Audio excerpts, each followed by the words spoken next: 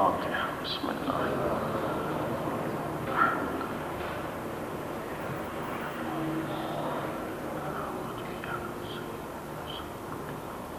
صراط الذين أنعمت عليهم. صلوات محمد وعلى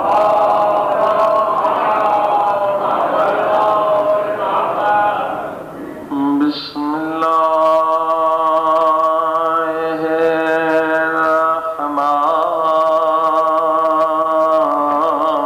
الرحمن الرحيم.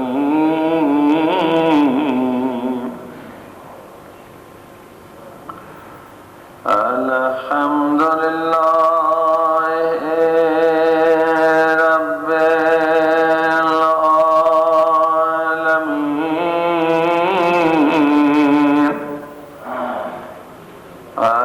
الحمد لله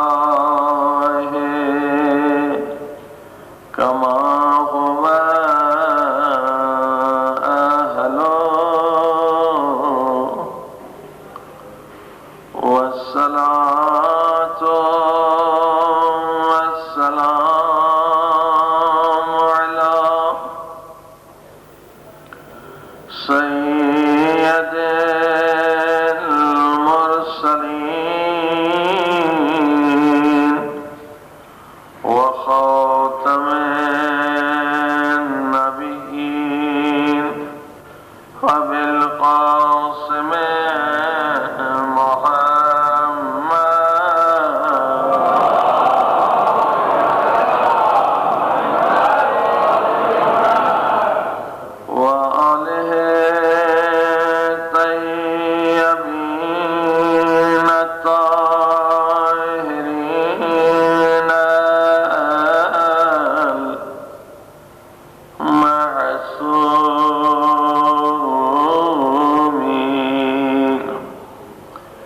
زمانے کے امام کے ظہور کے لیے سب مل کے دعا کریں. الہی عظم البلاء وبرح الخفاء وانكشف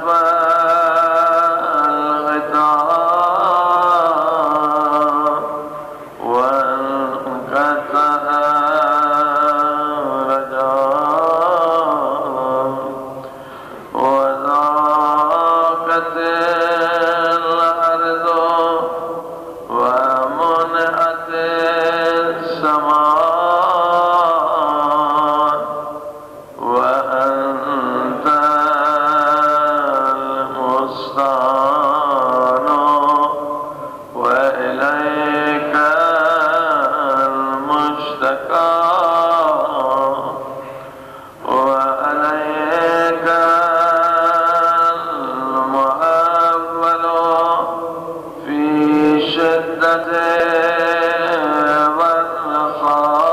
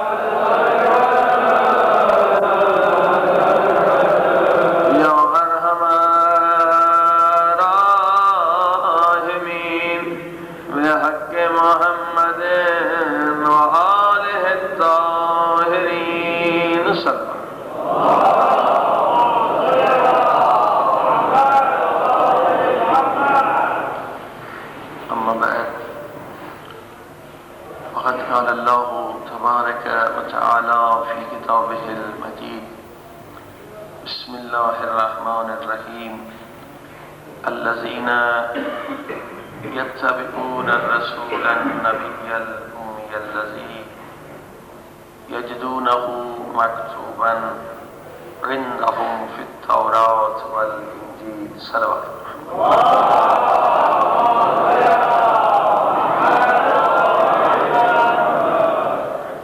والسامعین، قرآن کریم کے معجزے اور وارثان قرآن کے معجزے، اس عنوان سے یہ مجالس کا سلسلہ جاری ہے کہ قرآن آج بھی زندہ موجود ہے۔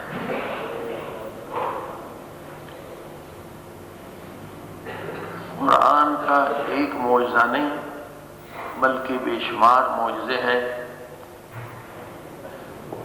جیسے کل ہم نے عرض کیا کہ ہر بیماری کا علاج قرآن میں موجود ہے، ہر مشکل کا حل بھی قرآن میں موجود ہے، مگر معلوم اسے ہے جو وارث قرآن ہے، ہر ایک علم نہیں۔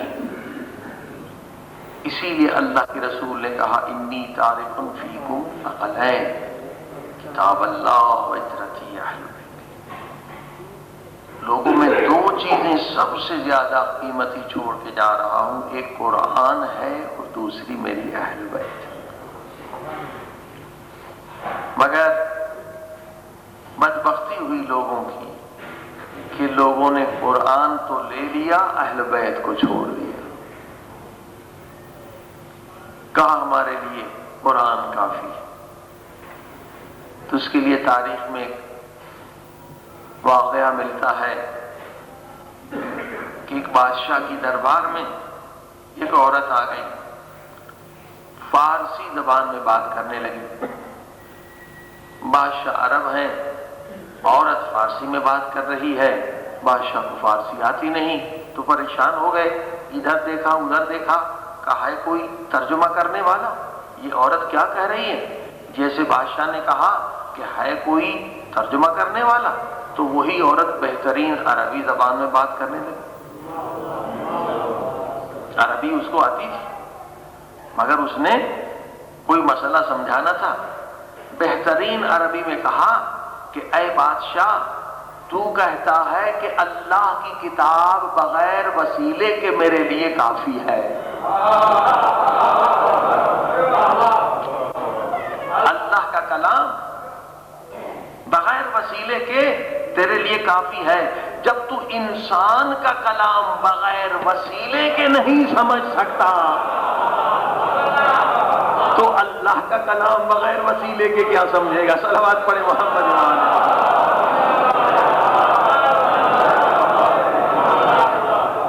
اللہ نے خود کہا وابتغوا الیہ الوسیلہ، مجھ تک پہنچنے کے لیے وسیلہ تلاش کرو۔ تو عزیزان گرامی، قرآن میں ہر چیز ہے، ولا رطب ولا یابس الا فی کتاب، کوئی ایسی چیز نہیں ہے جو قرآن کریم میں نہ ہو مگر معلوم اسے ہے جو وارث قرآن ہے۔ وارث قرآن بتائے گا کہ کس مرض کی دوا کہاں پر ہے، اور شرائط بھی بتائیں گے۔ اسی لیے قرآن میں شفا ہے۔ کل کا جو آپ نے نسخہ سنا حضرت امام جعفر صادق علیہ السلام،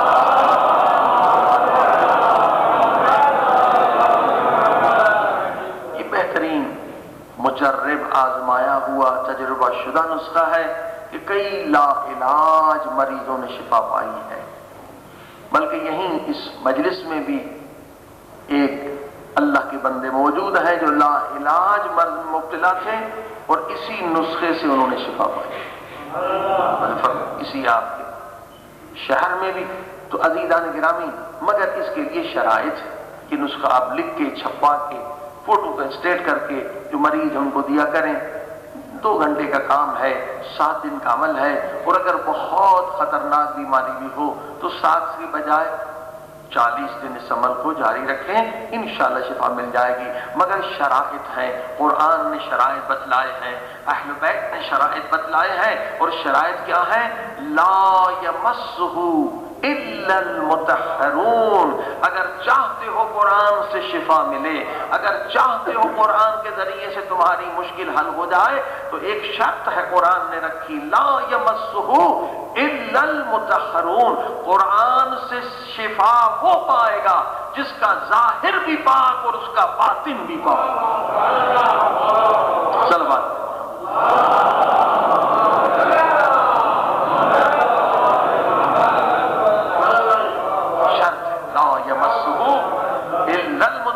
ایسا نہیں کہ کل آپ یہ نسخہ جا کے شروع کریں، 7 دن گزر جائیں، پھر ہمیں کہیں مولوی صاحب کوئی فائدہ نہیں۔ شرائط ہے، پرہیز ہے، لا یمسہ الا المطہرون۔ اگر قرآن سے شفا لیتے ہو، بغیر آپریشن کی شفا لینا چاہتے ہو، بغیر دوا کی شفا لینا چاہتے ہو، قرآن میں طاقت ہے، قرآن کلام خدا ہے، مگر قرآن نے شرائط بیان کی ہیں کہ تمہارا ظاہر بھی پاک ہو، تمہارا باطن بھی پاک ہو۔ جب یہ عمل شروع کرو تو تمہارے آنکھ سے کوئی گناہ نہ ہونے پائے، تمہاری زبان سے کسی مومن کی غیبت نہ ہونے پائے۔ یہ نہیں کہ دن بھر غیبت بھی کرتے رہے اور کینسر سے شفا بھی پا لیں۔ صلوات پڑھی محمد۔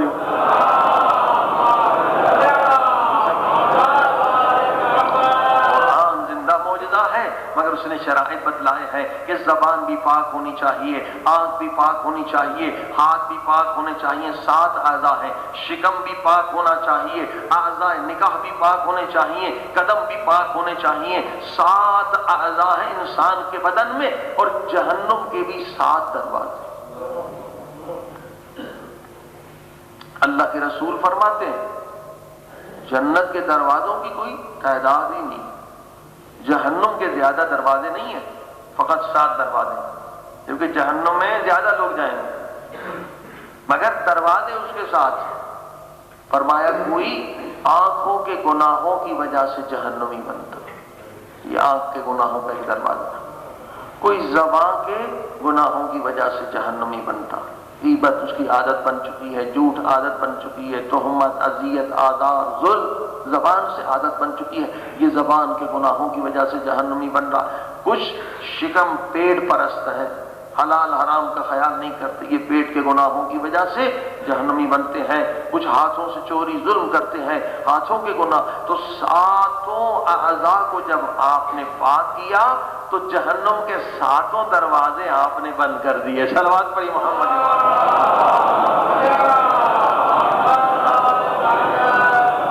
اب کوئی اور دروازہ نہیں ہے۔ جب 7 اعضاء انسان کے پاک ہو گئے تو جہنم کے سارے دروازے بند ہو گئے، اب اس کے لیے جنت ہی جنت۔ صلوات پڑھی محمد۔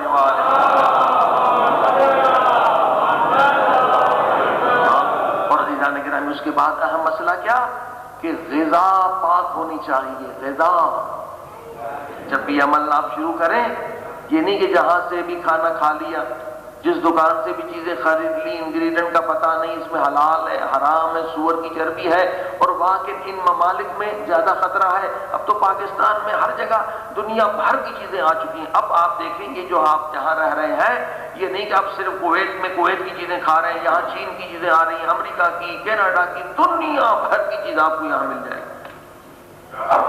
اب وہاں تو حلال حرام کا مسئلہ نہیں ہے، وہاں ان کی چربی ساری مخلوط ہے، بہت ساری چیزیں ہیں، لاڈ ہے، سور کی چربی، اینیمل فیٹ ہے، اسٹیبلائزر حلال بھی حرام بھی ہے۔ اب اسٹیبلائزر کیا ہے؟ جس میں فارمولا لکھا ہوا ہے وہ کیمیکل ہے، یعنی وہ کسی حیوان سے نہیں نکلا۔ ایملسیفائر حلال بھی حرام بھی ہے۔ اگر فارمولا ہے یا سویابین وغیرہ کا ہے، مثلا ویجیٹیبل کا ہے، سبزی وغیرہ کا تو مسئلہ نہیں، ورنہ اگر وہ نہیں ہے حلال بھی حرام بھی ہے۔ اب ہم 10 سال پہلے امریکہ میں ایک مصیبت تھی، سنا اب یہاں بھی آ گئی ہے، وہاں دودھ میں انہوں نے D3 ڈالنا شروع کر دی۔ اب وہ D3 جب کمپنیوں کو پوچھا کہ بھئی یہ D3 جو ہے کہاں سے نکالتے ہو، یہ سور کی چربی سے نکالتے ہو یا کسی ویجیٹیبل سے نکالتے ہو یا کیمیکل سے، انہوں نے کہا جو ہمیں سستی مل جائے وہیں سے لے لیتے ہیں۔ صلوات پڑھیں محمد وعلیہ۔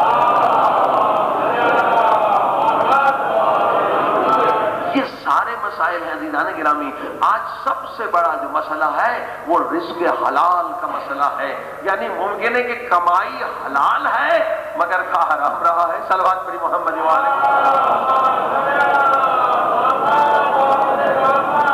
بعض لوگوں کی تو کمائی حرام ہے لیکن بعض کی کمائی حلال ہے مگر کھا حرام رہا ہے، لہذا غذا کا بہت احتیاط کریں۔ لوگ شکایت کرتے ہیں جناب ہماری اولاد بگڑ گئی، یہ ہو گیا وہ ہو گیا، پاکستان میں ہندوستان میں۔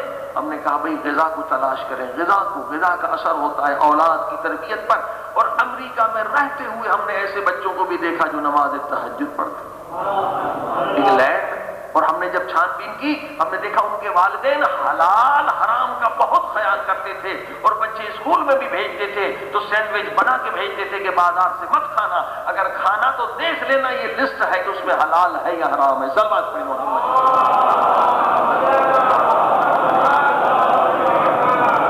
یہ نہ سمجھیے کہ حلال حرام کا کوئی بس ایسے ہی فضول ہے، نہیں عزیزان گرامی، بہت ہی اس کا اثر ہوتا ہے۔ صرف ایک روایت بتا دوں، ایک واقعہ بتا دوں۔ ایک بہت بڑا عابد تھا، بہت بڑا زاہد تھا، بادشاہ نے اس کی بڑی تعریف سنی، عالم بھی، عابد بھی، زاہد بھی، سب کچھ۔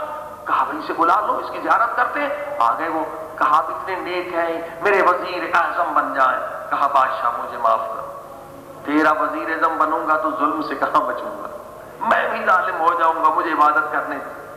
کہا چلیے آپ وزیر اعظم نہیں بنتے، میرے قاضی بن جائیں۔ قاضی بننے میں کیا حرج ہے، آپ فیصلہ کریں گے قرآن کے مطابق۔ کہا نہیں، پھر بھی آپ ہی کے تو زیر سایہ رہوں گا، اب بھی خطرہ ہے، مجھے قاضی بننے سے بھی چھوڑ۔ کہا چلو یہ دونوں باتیں نہیں مانتے، میرے بچوں کے استاد بن جائیں۔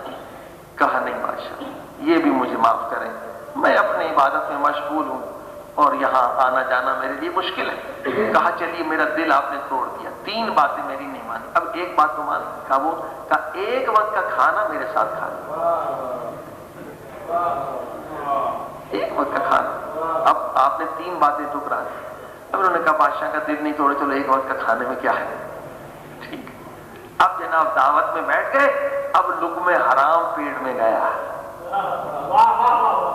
جیسے لقمہ حرام پیٹ میں گیا اب شیطان نے اپنی حکمرانی شروع کر دی۔ وسوسہ کیا کہ او بے وقوف عابد، استاد بننے میں کیا برائی ہے، اگر ان کے بچوں کے تم استاد بن گئے تو یہی تو بادشاہ بنیں گے آئندہ، تو تم ان کو ایسا مومن بنا دینا کہ کسی پہ ظلم نہ کرے۔ کہا بات تو صحیح ہے۔ کہا بادشاہ وہ جو آپ نے کہا تھا نا استاد بننے کا، وہ مجھے قبول ہے۔ اب دوسرا لقمہ گیا، شیطان نے کہا قاضی بننے میں کیا بری چیز ہے، کتنے بے گناہوں کو بچا لو گے، کتنے بے گناہوں کو سزا ملتی ہے۔ کہا بادشاہ سلامت، وہ جو قاضی بننے والا حکم تھا آپ کا وہ بھی مجھے قبول ہے۔ صلوات پڑھی محمد وآلہ۔ آج کے معاشرے کا مسئلہ یہ ہے کہ حلال و حرام کی ہمیں فکر ہی نہیں ہے، اور یہ وہ زمانہ ہے جس کے لیے مولا علی نے فرمایا ایک زمانہ میں دیکھ رہا ہوں جس زمانے میں حلال کی غذا کھانا سب سے بڑا جہاد ہوگا۔ صلوات پڑھی محمد۔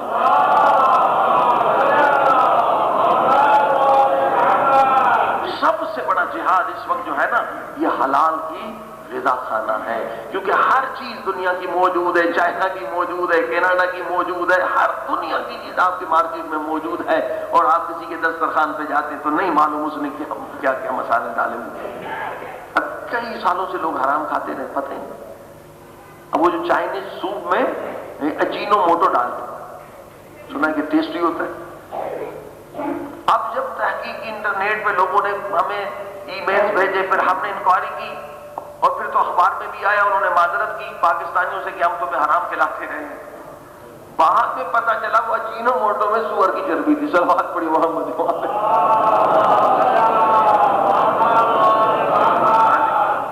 اب جب حرام کھائیں گے تو دعا کی لذت کہاں ملے گی، نماز کی لذت کہاں ملے گی، ہدایت کا اثر کہاں ہوگا؟ حرام سے جب انسان بچے گا تبھی انسان کو ہدایت ملتی ہے۔ عزیزان گرامی، یہ بہت اہم مسئلہ ہے آج کے زمانے کا کہ غذا انسان کی حلال ہو جائے، ساری مشکلات آسان۔ صلوات پہ محمد۔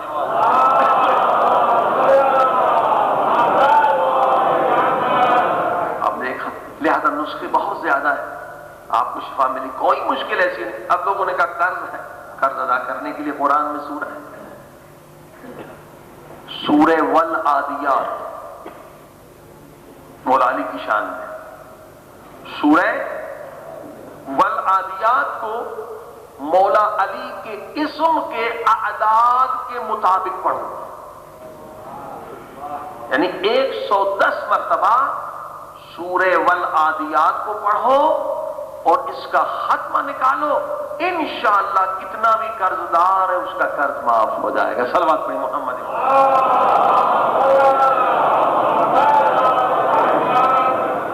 دیکھیے ایک چیز ہے جس کی طرف صرف اشارہ کر رہا ہوں، کیونکہ بہت سارے لوگوں نے درخواست کی، اب تک تو ہم نے اپنی مرضی سے پڑھا، اب آپ کی مرضی سے جو فرمائش ہے، لوگوں نے کہا حقوق والدین پہ پڑھیں، حقوق اولاد ہیں، بیوی کے حقوق ہیں، شوہر کے، تو انشاءاللہ جو تھوڑے سے دن رہ گئے ہیں کہ آپ کی فرمائش کے مطابق یہ چیزیں ہوں گی، تو لوگوں نے کہا ہم قرض دار ہیں، رزق میں تنگی ہے۔ عزیزان گرامی، سب مشکلات کا حل جو ہے نا اہل بیت نے بتلایا، کوئی ایسی مشکل نہیں جس کا حل قرآن اہل بیت نے نہ بتلایا، مگر ہم یا بے خبر ہیں یا اس سے بے عمل ہیں، دو چیزیں۔ ورنہ مومن کو نہ دنیا میں کوئی مشکل دیکھنی ہے نہ آخرت میں، مگر یہ کہ وہ مشکل جو امتحان خدا ہے اس میں تو درجات بلند ہے، وہ تو جہاد ہے۔ صلوات پڑھیں محمد وعلی۔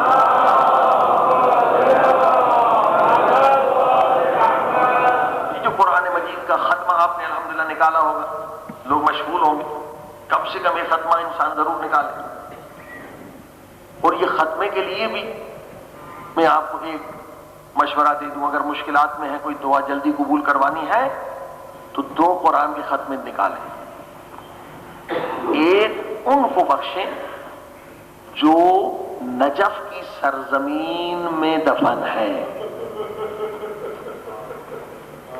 ہاں ان کو ہدیہ پیش کریں۔ اب نجف میں کتنے اولیاء خدا ہیں، کتنے انبیاء ہیں جو سرزمین پر دفن ہیں، جب ان کو آپ تحفہ دیں گے تو حل جزاء الاحسان الا الاحسان، تحفے کا بدلہ تحفہ ہے، وہ آپ کو ایسا تحفہ دیں گے کہ آپ کی مشکلات حل ہو جائیں، ٹھیک۔ اور ایک قرآن کا ختمہ نکال کے جو مشہد میں امام رضا کے جوار میں دفن ہے، صلوات پڑھیں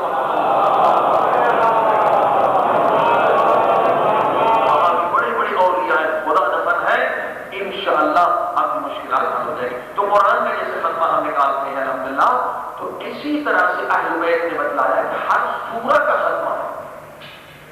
اب ہر سورہ کا ختمہ کیسے ہے صرف اہل بیت کو پتہ ہے، وارث قرآن اس میں پورا ہمارا اشرا ہے، اور اتفاق سے اس وقت ہمارے پاس موجود ہے، انشاءاللہ وقت ملا تو اس CD پر تمام سوروں کے جو خطوط اہم ہیں وہ ہم نے بیان کیے ہیں، اور اللہ کے اسماء کے خطوط بھی جو اہل بیت نے بتلایا ہے کہ اس اللہ کے نام کو اتنی 1000 مرتبہ پڑھو تو تمہاری یہ مشکل حل ہو جائے گی۔ صلوات پڑھیں۔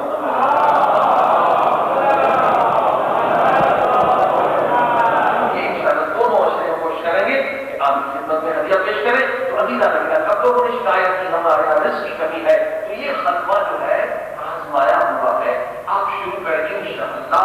ہم نے ایک مومن کو بتایا تھا، ایک مجلس سے سن لیا تھا، اس نے دوسرے سال مجھے آگے بتایا اقبال کے مومن کے کہ مولوی صاحب میری دکان تھی، رزق کی بہت تنگی تھی، آپ نے یہ بتایا، میں نے اس پر عمل کیا اور الحمدللہ 1 سال میں میری انکم جو ہے 3 گنا بڑھ گئی۔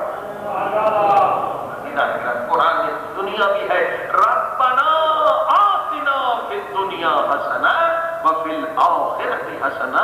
اگر قرآن و اہل بیت کا دامن پکڑیں گے تو دنیا بھی ہے اور آخرت بھی ہے۔ صلوات پہ محمد وعلی۔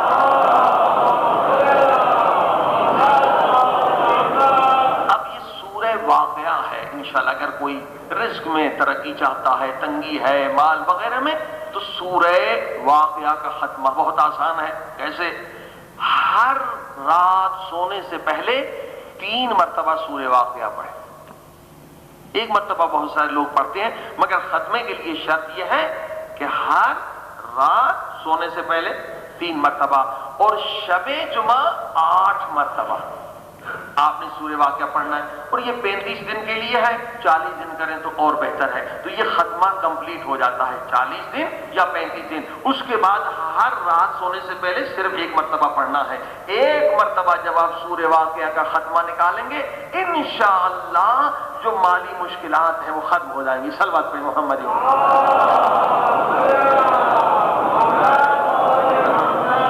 اسی طرح سے عزیزان گرامی یہ نسخہ بھی ہر سال ہم بتلاتے ہیں، اور ہر سال مومنین ایک یا دو آتے ہیں کہتے ہیں مولانا ہم نے اس پر عمل کیا، الحمدللہ ہماری مشکل حل ہو گئی اور حاجت پوری ہو گئی ہر سال۔ اور یہ کیا ہے؟ جن کو اولاد نہیں ہوتی، حضرت امام حسن مجتبیٰ علیہ السلام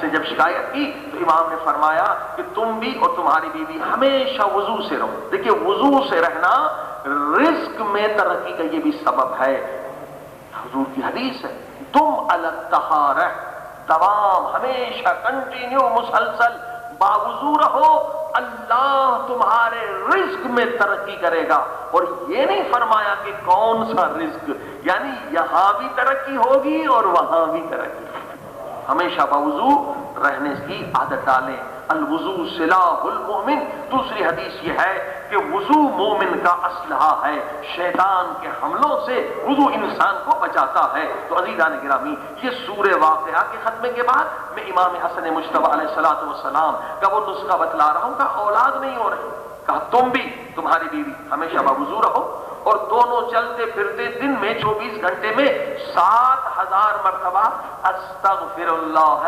ربی واتوب الیہ۔ اب راوی کہتا ہے کہ ایک سال ہم میاں بیوی نے اس پر عمل کیا اور ہم ایک بیٹے کے لیے تڑپ رہے تھے، الحمدللہ اب خدا نے ہمیں 10 بیٹے عطا کیے۔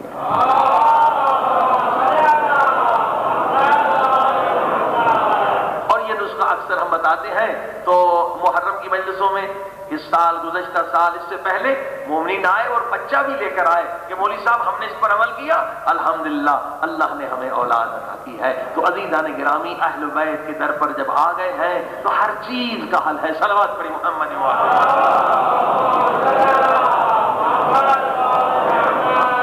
یہ جو مومنین مشکلات دیکھتے ہیں، مختلف بیماریوں میں مبتلا ہو جاتے ہیں، یہ صرف اہل بیت کی اس تعلیم سے دور رہنے کی وجہ، باقی دل دکھتا، کوئی مومن کا ایکسیڈنٹ ہو جائے دل دکھتا، بلکہ بہت سارے بیچارے مر جاتے ہیں۔ عزیزان گرامی معصوم نے فرمایا جب بھی سفر کرو، مولا کے ایک صحابی سفر کے لیے تیار ہو گئے کہ مشہد جا رہا ہوں، امام نے کہا سفر سے پہلے ایک انگوٹھی بناؤ۔ اب آپ سب مسافر ہیں، امام نے کہا جب بھی سفر کرو اس سے پہلے انگوٹھی بناؤ عقیق کی، یہ عقیق زر، مولا بنا دی۔ اب کیا کہا اس پہ لکھواؤ دعا، آیت ما شاء اللہ لا قوت الا باللہ استغفر اللہ، اور اس کے نیچے اندر سے لکھو محمد، صلوات پڑھے محمد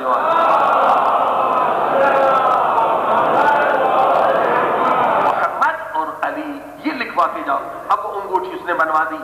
اب امام نے کہا انشاءاللہ اب جو سفر کے خطرات ہوتے ہیں اس سے تم محفوظ ہو، ہمیشہ وضو سے، کیونکہ بغیر وضو کے ہم نہیں پہن سکتے، اللہ کا نام آ گیا، ہمیشہ وضو سے رہنا، اور یہ انگوٹھی اس کا ذکر بھی انسان کرتا رہے، جو ذکر اس پہ لکھا ہوا تمہیں بالکل کوئی خطرہ نہیں ہوگا۔ اب یہ کہتے میں قافلے کے ساتھ گیا، اور جب ہم جنگل سے گزر رہے تھے ایک خطرناک شیر آیا، مگر امام نے فرمایا تھا جب بھی کوئی خطرہ دیکھو انگوٹھی آگے کر دینا۔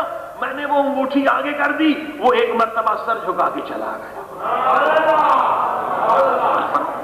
عزیزان گرامی کہا میں گیا مولا کے روزے میں زیارت کی، میں سو گیا، صبح کو جب اٹھا تو انگوٹھی سیدھے ہاتھ میں تھی لیکن وہ الٹے ہاتھ میں تھی، اور جیب میں اتنا قیمتی لال و جواہر میں سے ایک قیمتی چیز میرے جیب میں تھی۔ میں حیران، اب میں آیا مولا کے پاس، مولا میں زیارت کر کے آیا لیکن میں مشہد میں سو رہا تھا، میرے جیب میں کوئی اتنا قیمتی یہ در یا جواہر ڈال کے گیا، اور میری انگوٹھی ادھر تھی وہ کوئی ادھر ڈال گیا۔ امام نے کہا یہ اسی انگوٹھی کی برکت سے تجھے ملا۔ کہا مولا وہ کیسے؟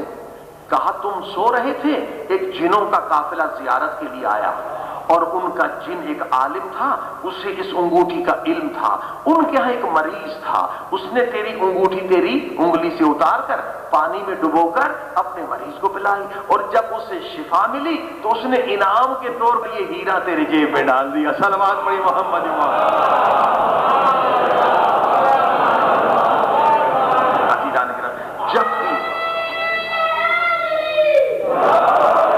جب بھی مومن سفر پہ جائے ضروری ہے، امام فرماتے ہیں کہ باوضو رہو، خدا کے ذکر میں مشغول رہو اور یہ انگوٹھی پہن کے رکھو. اور خود ہم نے بھی تجربہ کیا، جب ہم نے یہ روایت پڑھی ہم نے بھی جا کے انگوٹھی بنا لی. اور ہم خود ڈرائیو کر رہے تھے سپر ہائی وے پر، رات کا وقت اکیلا تھا، اور ایک مرتبہ ایکسیڈنٹ ہو گیا ہماری گاڑی کا، ایسا ایکسیڈنٹ کہ پورا شیشہ جو ہے چکنا چور ہو گیا.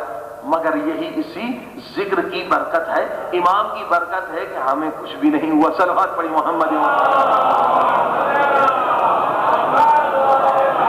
تو اکثر ہم مومن سے کہتے ہیں بھائی انگوٹھی پہنا کریں، وضو سے بھی رہیں گے، گناہ سے بھی بچیں گے، رزق میں بھی ترقی ہوگی اور حادثاتی اموات سے بھی بچ جائیں گے. الحمدللہ چند انگوٹھیاں ہم لائے ہیں، تو انشاءاللہ جو مومن لینا چاہیں تو وہ نماز کے بعد، کیونکہ کل بھی سیڑھیوں کی وجہ سے بہت شور ہو رہا تھا، لوگ نماز پڑھ رہے تھے، تو نماز کے بعد انشاءاللہ وہی ہمارے ریاض بھائی سے لے لیے گا عزیزان گرامی. مگر وضو میں رہنے کی شرط ہے، سب چیزوں کا علاج ہے عزیزان گرامی. مگر ہماری بد نصیبی کیا ہے کہ ہم اس سے بے خبر ہیں. مثلا یہ جو انگوٹھی آپ دیکھ رہے ہیں، یہ اس کے بھی بہت فضائل ہیں کہ اگر کوئی افسر آپ کا بڑا خطرناک ہے، ظاہر آپ سب نوکر پیشہ ہیں، یہاں مزدوری کرنے آئے، کبھی ہوتے ہیں ایسے باس ہوتے ہیں کہ خطرناک ہوتے ہیں، تنگ ہوتے ہیں، یا ظالم بادشاہ ہے، تو معصوم فرماتے اس میں بہت زیادہ ذکر ہے کہ یہ پہن لو تو ظالم تمہیں کبھی نقصان نہیں دے سکے گا ہر چیز کا.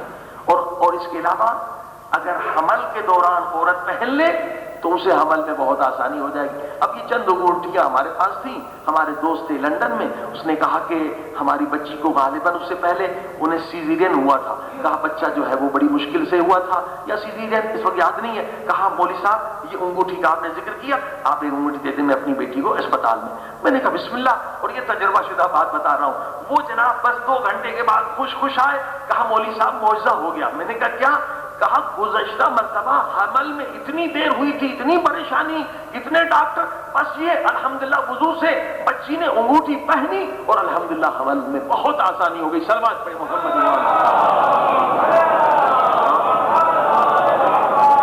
کوئی ایسی مشکل نہیں ہے جس کا حل اہل بیت نے نہ بتلایا ہو، مگر ہم جاہل رہ جاتے ہیں، پھر مصیبتیں دیکھتے ہیں، پیٹ کٹواتے ہیں، آپریشن کرواتے ہیں، پیسے دیتے ہیں.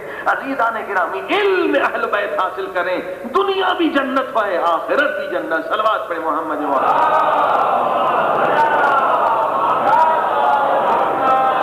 اس کے لیے شرائط کیا ہے؟ شرائط یہی ہے، کسی بھی نسخے معصوم سے فائدہ لینا ہے تو ظاہر بھی پاک ہو، باطن بھی پاک، 7 ایسا گناہ سے پاک. باطن پاک کیا ہو؟ کسی مومن سے بغض نہ ہو، کسی مومن سے نفرت نہ ہو، ورنہ قرآن سے شفا نہیں ملے گی، اہل بیت سے شفا نہیں ملے گی. اس وقت اہل بیت سے شفا ملے گی جب ہمارا ظاہر بھی پاک ہو اور ہمارا باطن بھی پاک ہو. عزیزان گرامی اب آپ دیکھیے، یہ جو مومن سے اختلاف رکھتے ہیں یہ کیا وجہ ہے؟ کیونکہ دل میں قدورتیں ہیں. مومن اور دل میں قدورتیں، کل پرسوں آپ نے سنا امام محمد باقر علیہ السلام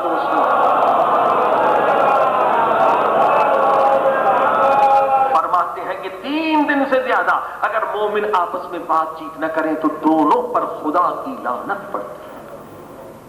لعنت پڑتی ہے اگر مومن سے بغض رکھے.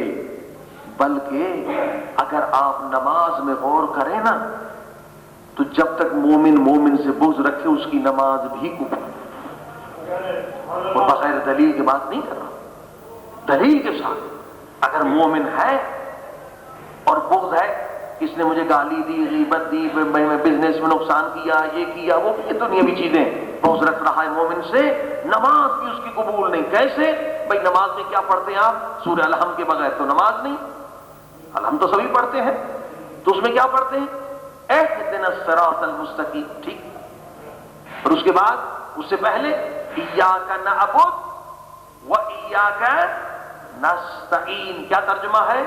اے میرے اللہ، ہم جتنے کھڑے ہیں ہم سب تیرے بندے ہیں اور ہم تجھ سے مدد مانگتے ہیں، ہم سب کی مدد کر. ٹھیک ہے نا؟ یہ ایاک نعبد، آپ تو عرب ملک میں رہتے ہیں، کیا ہے؟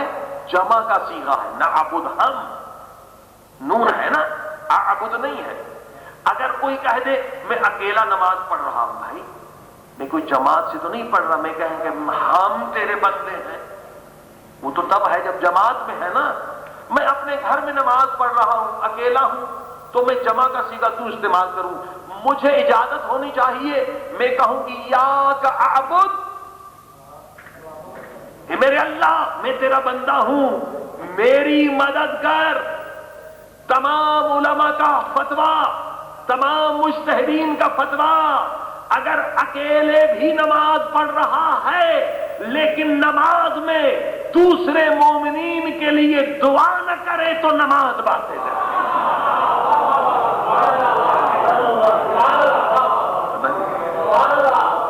بتائیے، اگر کہہ دیں اعبد، نماز گئی۔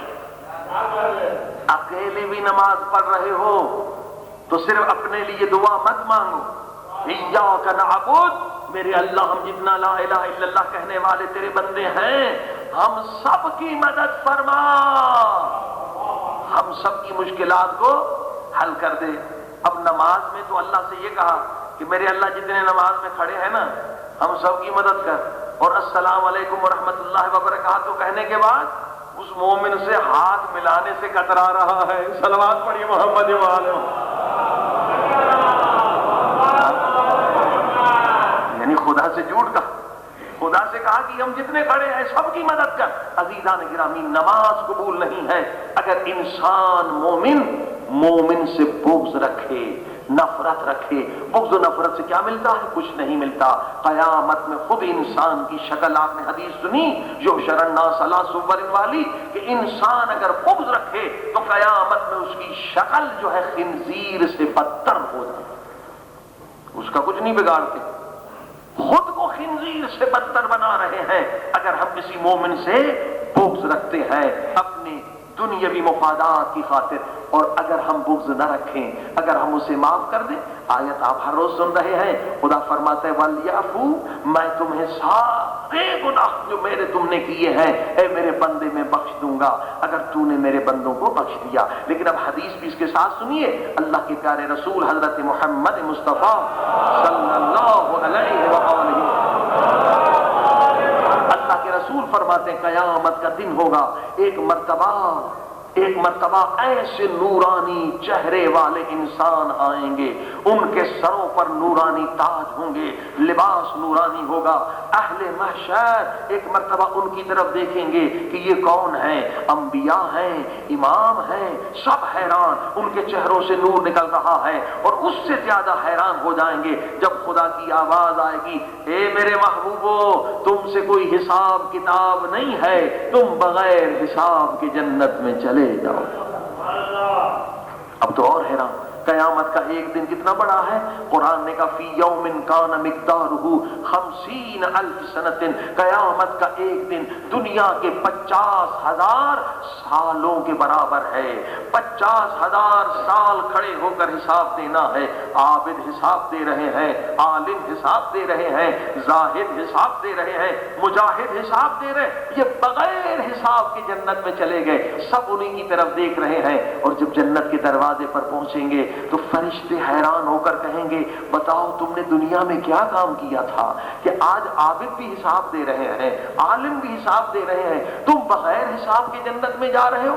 وہ کہیں گے فقط ایک عمل کا یہ نتیجہ، فقط ایک عمل کا، کچھ تو بتاؤ وہ کیا عمل ہے؟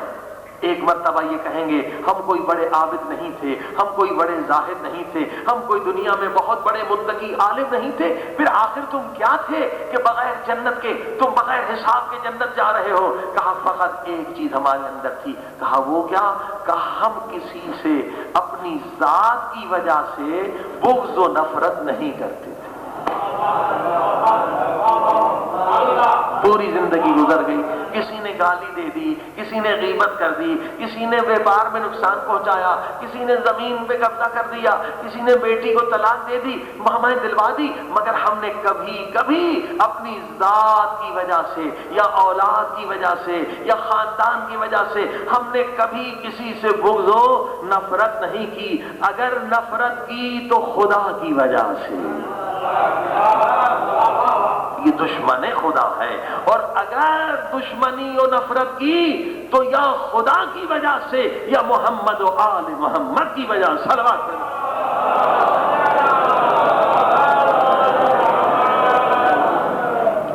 دشمن خدا ہے، یہ دشمن اہل بیت ہے۔ عزیزان گرامی، یہ مہینہ دلوں کو پاک کرنے کا مہینہ ہے۔ میں نے عرض کیا نا کہ جنت میں جانا آسان ہے اگر انسان دل کو پاک کرے، اور دل وہ پاک ہے جہاں نفرت بھی اگر کسی سے ہے تو خدا کی وجہ سے، محبت بھی اگر ہے تو خدا کی وجہ سے، وہ دل پاک ہے، وہ قلب سلیم ہے۔ اے خدا، اگر ہمارے دلوں میں کدورت ہے، نفرت ہے، جہالت کی وجہ سے، نادانی کی وجہ سے، بے علمی کی وجہ سے، میرے اللہ ان نفرتوں کو محبتوں میں بدل دے۔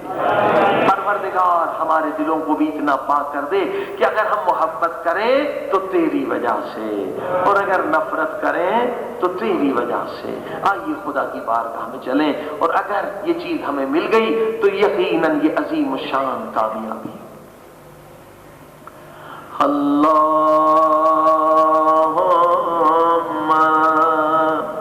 صلی علی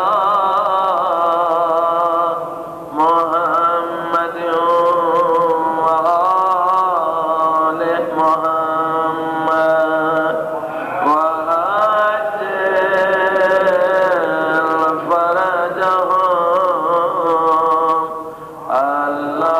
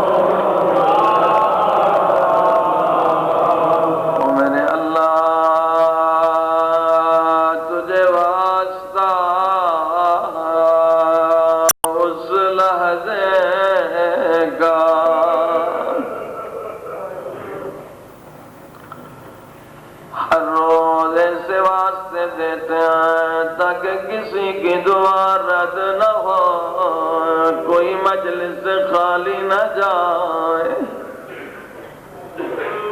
آئیے آج بھی خدا کی بارگاہ میں ایسا واسطہ دیں، اے خدا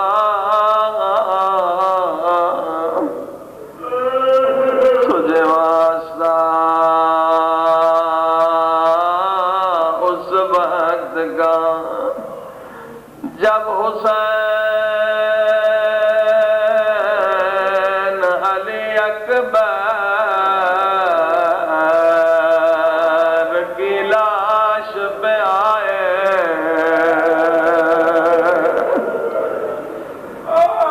حضرتو مجھے نہیں معلوم حسین اکبر کی لاش پہ کیسے آئے۔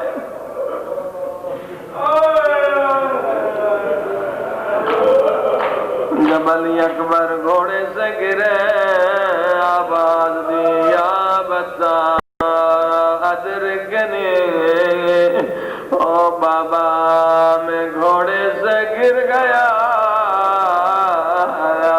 میری مدد کے لیے آئے مقاتل کی کتاب مجالس کی کتابوں میں ہے مولا حسین چند قدم آگے بڑھے مگر آنکھوں کے سامنے اندھیرا آ گیا مولا کو کچھ دکھائی نہ دیا مولا نے آواز دی ادعونی یا بنیا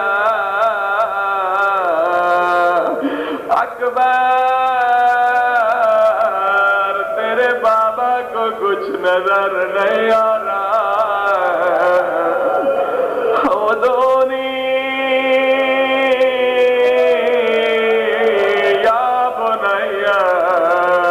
اکبر آواز دو تاکہ میں تیری آواز کے سہارے تیری لاش پہ آؤں او میرے اللہ اس درد بھرے منظر کا واسطہ آج ہمارے گناہ بخش دے سب مل کے کہیں یا اللہ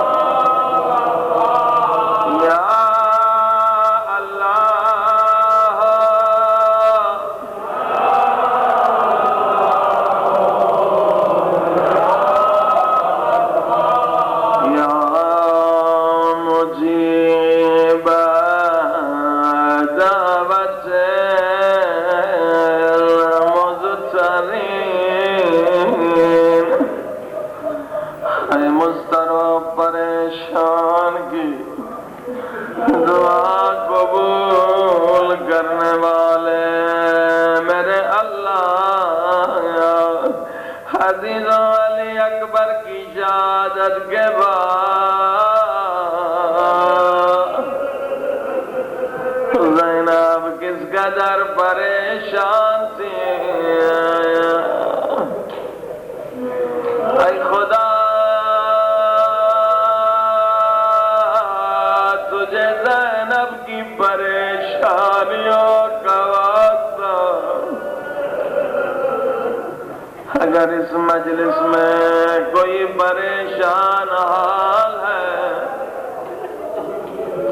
اگر کوئی بیمار ہے اگر کوئی مقروض ہے اس کی پریشانی دور کر دے یا کاشف کرب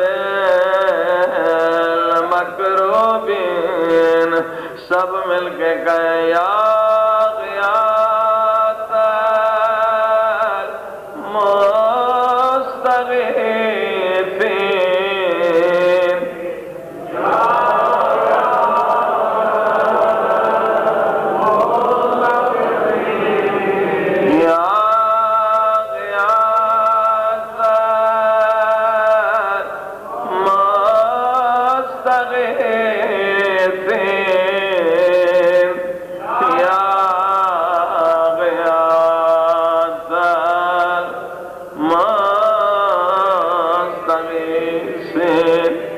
فریاد کرنے والوں کی فریاد سننے والے میرے اللہ اے خدا ہر روز ہماری پہلی فریاد یہ ہے ہمارے گناہ بخش دے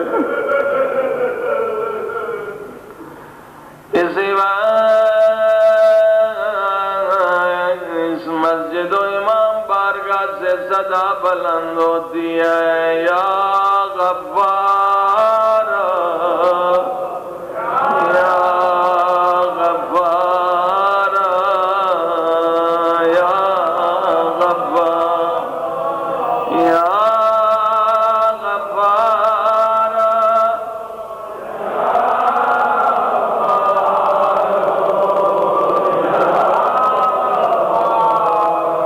یا غفار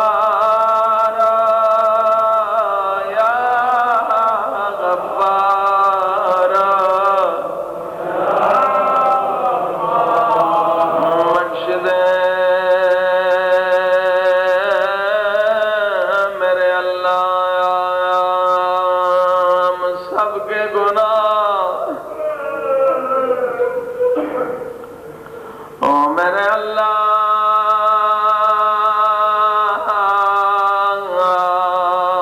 تجھے علی اکبر کے زخمی سینے کا واسطہ،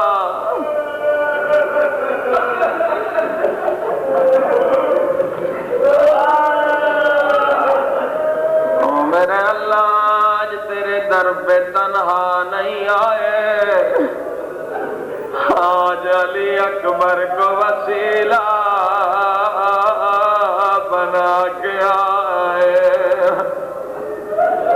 عزادارو کربلا میں ایک سید تھا جس کا نام مہدی تھا، یہ ذاکر تھا، ہر شب جمعہ حسین کے روضے میں مجلس پڑھتا تھا۔ ایک شب جمعہ علی اکبر کے مصائب پڑھے، آ کے گھر میں سو گیا، خواب دیکھا، خواب میں کیا دیکھا؟ ایک کالے برقعے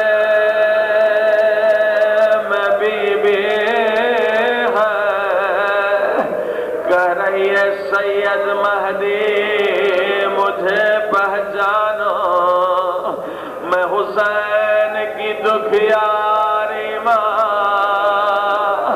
فاطمہ زہرا ہوں۔ سید کہتے میں اٹھ کے بیٹھ گیا، بی بی کیا حکم ہے؟ بی بی نے فرمایا جو تو نے آج علی اکبر کے مصائب روزے میں پڑھے ہیں کبھی پھر نہ پڑھنا۔ بی بی کیا میں نے غلط مصائب پڑھے؟ فرمایا نہیں، مگر جب تو نے پڑھا حسین اکبر اور قاسم کی لاش کے درمیان بیٹھ گئے، ایک ہاتھ اکبر کی لاش پہ رکھا، دوسرا ہاتھ حسین نے قاسم کی لاش پہ رکھا، اور آسماں کی طرف نگاہیں اٹھا کے کہا واہ غربتا، او میرے اللہ میں غریب ہو گیا، نہ میرا اکبر رہا نہ میرا قاسم رہا۔ اے ذاکر تم تو مجلس پڑھ کے چلے آئے، مگر میرے حسین روزے میں ہائے رو رو کے غش کھا جاتے ہیں، پھر کہتے ہیں واہ غربتا، ہائے میں کربلا میں غریب ہو۔ میرے اللہ علی اکبر کے صدقے میں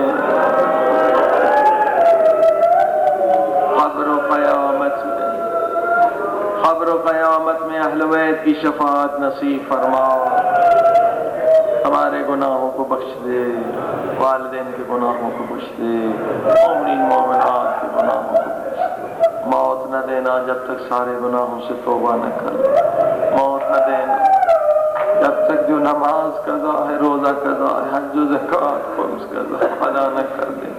میرے اللہ چند راتیں رہ گئی، چند راتیں اس ماہ کی رہ گئی، ہمیں اور عبادت کرنے کی توفیق دے۔ سارے مومنین کے لیے سورہ فاتحہ۔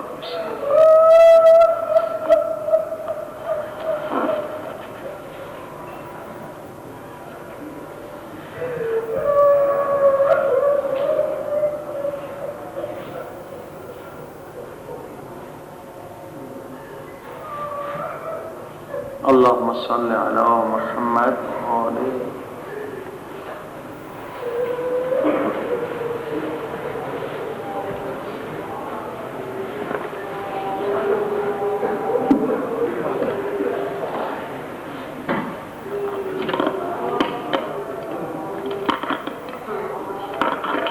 خاتم